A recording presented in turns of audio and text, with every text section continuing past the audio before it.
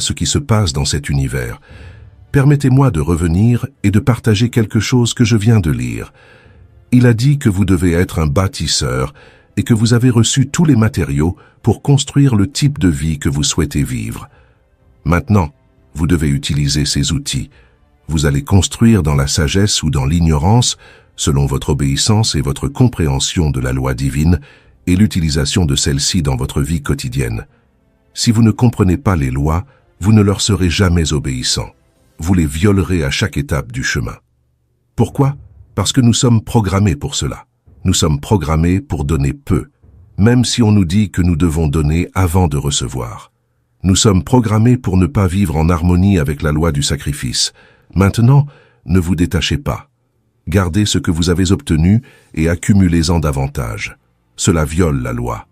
Écoutez, il y a quelque chose de plus qu'il a écrit ici.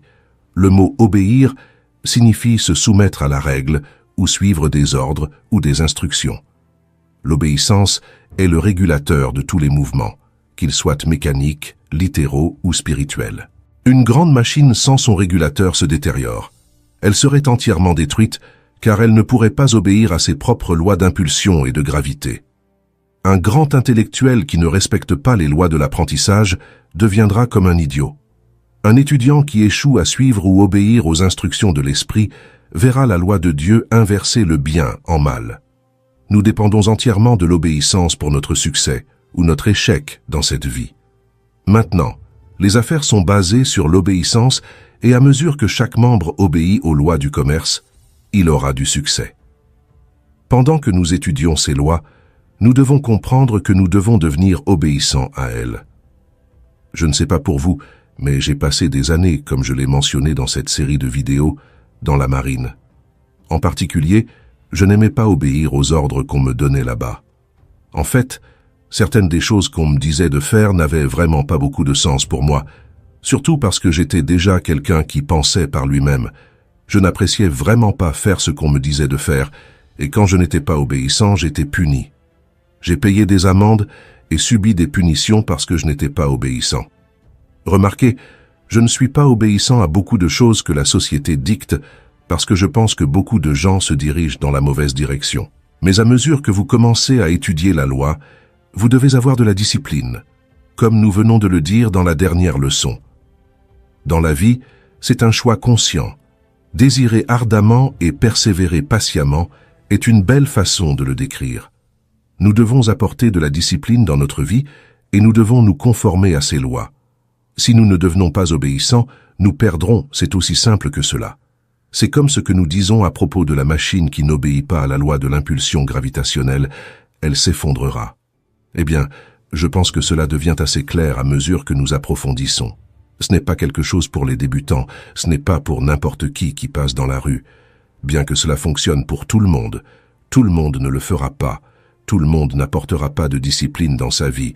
Tout le monde ne suivra pas toutes ses réponses. Maintenant, écoutez ceci un moment. Nous voyons dans la nature la réponse. Elle n'a pas de problème qu'elle ne peut surmonter, pas de défi qu'elle ne peut résoudre, pas de charge qu'elle ne supporte pas, pas de tâche qu'elle ne peut accomplir. Nous parlons de la nature parce que toutes nos opérations sont régies par la loi de l'harmonie et de l'ordre, qui élimine constamment toute discorde, guérit toutes les maladies, corrige toutes les erreurs et satisfait tous les besoins. Maintenant, réfléchissez à ceci. Il a continué en disant qu'en hiver, si un jeune bourgeon tente de sortir du sol avant la saison, la mère nature détruit ce bourgeon ou le gèle. Mais en même temps, la neige épaisse et la glace qui congèle le petit bourgeon non contrôlé servent de couverture thermique et de protection pour toutes les autres jeunes pousses. Selon sa loi, lorsque l'homme souhaite utiliser la nature dans son travail, il doit savoir comment respecter les lois de la nature. Une fois qu'il obéit à ces lois, il obtient les meilleurs résultats et, en fin de compte, récolte la meilleure récolte. Vous devez simplement vous arrêter et réfléchir un peu à cela pour comprendre à quel point c'est précis. Celui qui obéit aux lois de la nature et agit comme son serviteur obéissant finit par devenir un maître et obtient une récolte complète. Je sais que dans ma vie, je ne fais pas cela parfaitement avec une dispersion de l'imagination, mais je deviens très bon dans ce domaine. Je suis beaucoup meilleur dans ce domaine qu'avant, et comprenez que cela commence réellement par la compréhension de ces lois. Plus vous regardez ces vidéos, gardez à l'esprit qu'elles ne sont qu'un aperçu pour vous donner une direction à suivre, mais à mesure que vous étudiez ce sujet en profondeur, tout comme vous vous êtes immergé dans la science pour devenir riche, je suis sûr que vous en êtes conscient. En entrant dans ces lois, nous traitons des lois fondamentales qui régissent la façon dont tout se passe. Je dois à nouveau citer Wernher von Braun, un grand scientifique des fusées, qui a dit que ces lois sont si précises que nous n'avons pas de difficulté à créer des vaisseaux spatiaux et à envoyer des personnes sur la Lune, pouvant calculer avec une précision de fractions de seconde. Maintenant, réfléchissez à cela. Je veux que vous réfléchissiez à votre santé, à l'état de votre corps. Ensuite, pensez à vos finances, à la quantité d'argent que vous gagnez. Maintenant, pensez à vos amis, à votre vie sociale et pensez à votre propre famille. Considérez tous les aspects de votre vie et comprenez que chaque aspect peut être amélioré si vous vivez en harmonie avec les lois. Maintenant, sachez qu'en faisant cela, vous pouvez être accusé d'être égoïste. J'aime la façon dont Oscar Wilde en a parlé. Il a dit que l'égoïsme n'est pas de vivre comme on souhaite vivre. L'égoïsme est d'empêcher les autres de vivre comme ils souhaitent vivre. Il y a beaucoup de parents égoïstes, beaucoup de personnes égoïstes qui veulent que les autres vivent à leur manière. Mais vous devez avoir confiance en vous. Même si je veux être libre, je dois être moi-même. Nous devons être obéissants à ces lois, et plus nous devenons obéissants, plus nous gagnons. Cela repose sur la compréhension, et la compréhension n'arrive que d'une manière. Vous devez comprendre ces lois pour vivre en harmonie avec elles. La compréhension vient uniquement par l'étude.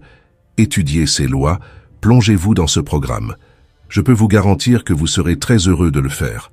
Ensuite, partagez-le avec le plus grand nombre de personnes possible. Vous allez adorer la prochaine loi, la loi du succès. Ici Bob Proctor, merci. J'espère sincèrement que vous aurez autant de succès avec cette loi que j'en ai eu au fil des années. Lorsque je l'ai rencontrée, je l'ai tout simplement adorée. J'ai probablement lu cette première page au moins 1000 fois et l'ai partagée avec des centaines de milliers de personnes à travers le monde. Maintenant, je veux partager avec vous comment je vois cela. Je suis Bob Proctor et je voudrais vous parler de la loi du succès que Raymond Earl a partagée avec moi. Il a dit que Dieu souhaite que chaque individu réussisse, y compris vous et moi. C'est le dessein de Dieu que nous devenions grands. Je me souviens d'un livre de Robert Collier qui disait qu'il n'y a pas de secret pour devenir grand. On devient grand en faisant des petites choses grandement chaque jour. C'est le dessein de Dieu que l'homme devienne grand, qu'il non seulement profite, mais jouisse de chaque morceau du verset de la loi divine qui ne nous refuse rien. L'homme est né pour être riche. Il y a quelques années, j'ai créé un programme basé sur tout ce que j'avais appris jusqu'à ce moment-là. Il a été considéré comme l'un des programmes les plus complets de développement personnel que vous puissiez trouver. Visitez mon site et jetez un coup d'œil au système d'apprentissage parce que vous êtes né riche. Il montrera comment vous avez un réservoir profond de talent et d'habileté en vous. Même si vous avez peu d'argent maintenant, ce programme vous enseignera comment en gagner. Il existe une entreprise en Australie où chacun de ses dirigeants attribue au programme « Vous êtes né riche » le mérite de les avoir conduits au sommet de la société. La plupart des membres ont regardé plusieurs fois. L'homme est né pour être riche. Les pouvoirs que nous héritons sont inépuisables. Maintenant, réfléchissez à cela. Les pouvoirs que nous héritons sont viables. C'est une loi.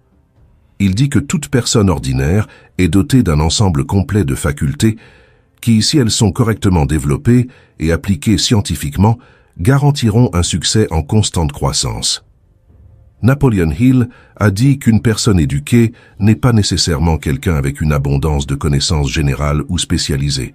Il dit qu'une personne éduquée est celle qui a développé tant de facultés mentales qu'elle peut acquérir ce qu'elle désire, ou son équivalent, sans violer les droits des autres. Savez-vous ce que sont les facultés mentales? Si vous ne savez pas, il y a de fortes chances que vous ne les ayez pas développées. Nous naissons et grandissons avec des facteurs sensoriels. Nous entendons, voyons, sentons, goûtons et touchons. Et savez-vous ce que cela fait? Cela nous programme à vivre de l'extérieur vers l'intérieur, nous programme à vivre de bas en haut. Vous laissez le physique contrôler, mais ce n'est pas ainsi que cela fonctionne. Dieu travaille du supérieur vers l'inférieur.